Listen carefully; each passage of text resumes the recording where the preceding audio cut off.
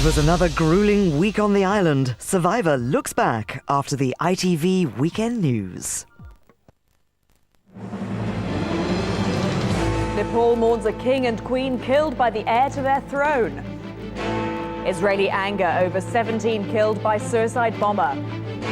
And in sport, the miss which broke Welsh hearts.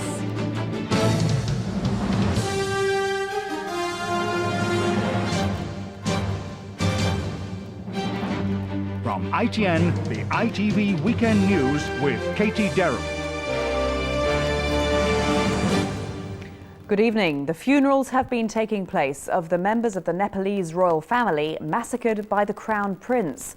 The King and Queen were shot dead by the campaign. Tony Blair said today that the next few days were going to be crucial. He said calls for people not to vote Labour because of the dangers of another landslide were a last desperate throw of the dice by the Conservatives. The latest opinion polls put Labour ahead by between 12 and 23%. Here's our political correspondent, Lauren Taylor. No change of pace for Tony Blair as he tries to galvanise his supporters in these final days. He believes Tory warnings about a Labour landslide could discourage people from turning out at all, hitting his core vote. It's the last desperate throw of the dice for the Tories, because finally the agenda has come to the point where it is about the economy and schools and hospitals, and they know they've got nothing to say. William Hague plans to continue outlining what he says are the dangers of a big Labour victory. He insists it's not a concession of defeat, but thinks it touches a chord with voters.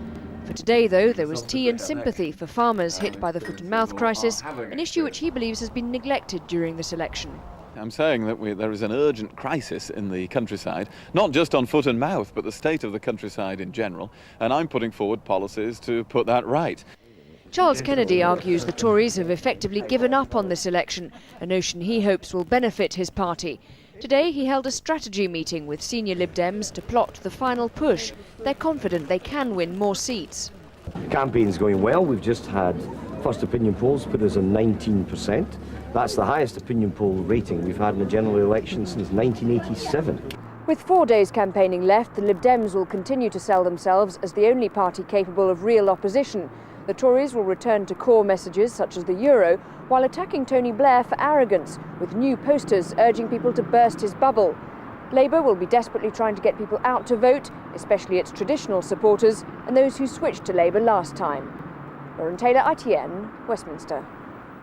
There's been another round of protest about the cost of petrol and diesel in the run-up to the election. Demonstrators have been picketing oil refineries in an attempt to put rising prices back on the political agenda.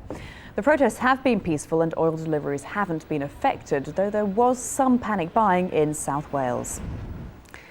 2 men died this evening when their vintage jet plane crashed at the Biggin Hill air show in Kent. It was well away from spectators. The plane, a de Havilland Vampire, came down north of the airfield while taking part in a display with another aircraft. It had just flown 4 times over the crowd when it corkscrewed twice before hitting the ground and bursting into flames. The train robber Ronnie Biggs was taken from prison to hospital this afternoon, suffering what doctors think may have been his 4th stroke. His son Michael spent several hours at his bedside. Here's Ruth Hockey. Ronnie Biggs returned to Britain last month after 35 years of self-imposed exile in Brazil. His health failing, he was determined to spend the rest of his life in his home country. He was rearrested on arrival and taken to London's Belmarsh prison. Late this afternoon, he started vomiting and passed out in the bath. There's speculation that he might have suffered his 4th stroke.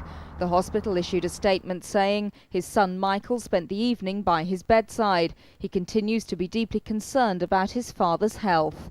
Biggs was sentenced to 30 years in jail for his part in the Great Train robbery. He served just 15 months before breaking out and fleeing abroad. He contacted detectives by email from Rio de Janeiro offering to give himself up. Tonight his condition is said to be stable. Ruth Hockey, ITN.